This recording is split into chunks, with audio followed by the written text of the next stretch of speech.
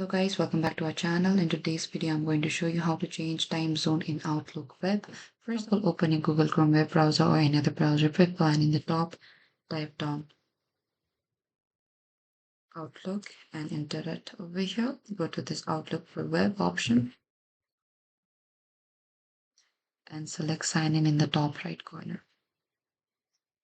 And here you'll be reaching to the Outlook official homepage.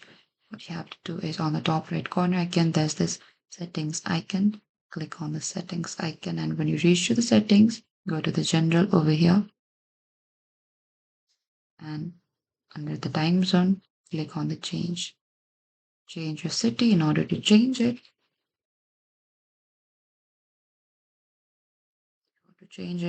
it will automatically change it to your time. And after you're done, click on the save, and that is it. Thank you for watching this video. I hope I could help you.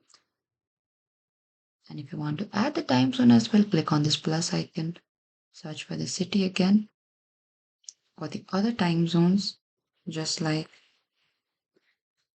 this, and select save again. Thank you for watching this video. I hope I could help you. Do not forget to like, subscribe, and hit the bell notifications icon for more upcoming uploads.